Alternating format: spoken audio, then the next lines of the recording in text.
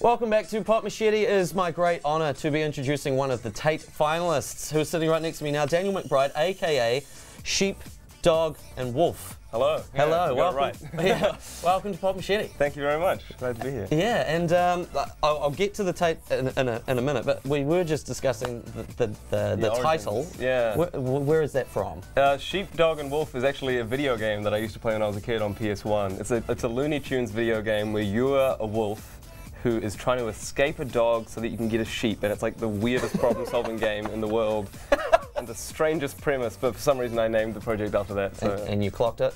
Actually, I have not. Oh. No, because I was only ever borrowing it. I never got the chance.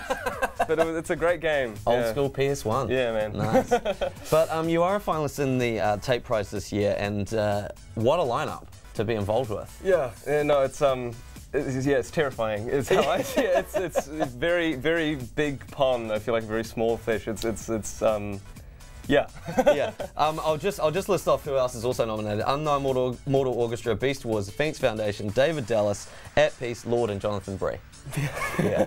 But we have been. This has just arrived apparently. So yeah, it's just been. Should we do some foreshadowing and perhaps? Do you want to yeah, touch sure. it? This is the actual Tate. This is the prize that the person gets on the night. I need to take this in. I will probably not be seeing this again. Take that back. Yeah, there we go. We'll just pop that down, and it weighs about 10 kgs. Yeah. But speaking of prizes, you did win the Critics' Choice Award last year. Yeah, I did. Now, what was that like? Were you expecting that? Because there's 3 finalists. Yeah. No, I wasn't really expecting that. I mean, I kind of made myself expect nothing at all, so that I, keep the hopes low. Is the best tactic. But it was that was great, and it was awesome to go up against those 2 guys as well. Junie the Mixtape and Pac-Man are so great, and they played such great shows. So.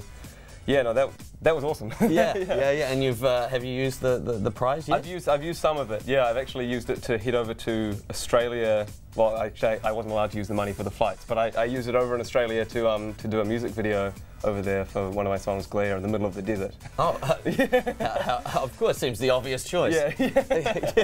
Yeah. Oh, that's great. Now I want to ask you a little bit about how it began. You said you started playing music from 7. Yes. Yeah. What was the influence? How did this all start? Well, my parents always used to play me jazz music when I was a kid to get to sleep. And there was a lot of other music in the house, but it was jazz music that always had the biggest influence. They played me Kind of Blue by Miles Davis, which is one of my favorite albums still. And basically I picked out the saxophone in there and I was like, I want to play that one. And so I kind of put a master plan into place and started learning recorder so I could, because my hands were too small for saxophone at the time. And kind of picked up other instruments along the way. Yeah, so it all started from jazz. Yeah, as a lot of stuff does. Yeah. But you're a multi-instrumentalist. How many can you play? I can play a good amount. I can play 7 instruments well, I think, but I can play quite a few more than that pretty badly. Yeah. Because the reason I'm sort of asking that is because I've watched some of your live performances, and you do a lot of looping in your performances at the moment. But you're looking to expand into a full band. Yeah. And you're working on that right now. I'm in the process of it right now. It's really exciting, actually. I've got 4 musicians together, along with my current drummer, Eddie Crawshaw, who's drumming beast. He's incredible. And the other musicians are just as great. And it's going to be a 5-piece. And I'm finally going to get rid of the looping setup, which is one of the most annoying things in the world. And going to be able to really get into the live performance, so I'm really looking forward to that. Yeah, that will be great, and you'll be able to flesh out stuff and concentrate a bit more on what you want to do. Exactly. Which is always good if you're jazz influenced. Yeah, exactly. Jazz people aren't used to having robots at their feet, so But you have played at on some big stages before. Big Day Out. Campolo Hum, and you've done a European tour recently. Yes, the European tour was incredible. Yeah, no, that's been the size of the stage is never the most important thing, but it's always pretty intimidating and amazing to play on stages like that.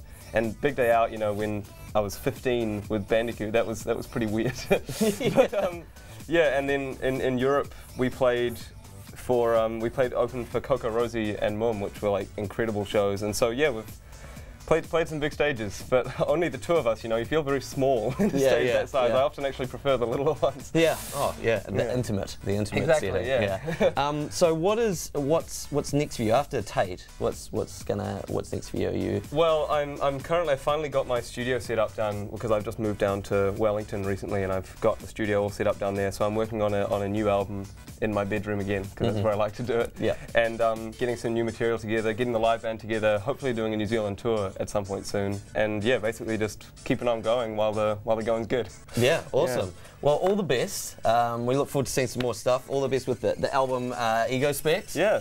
Is up for this bad boy here.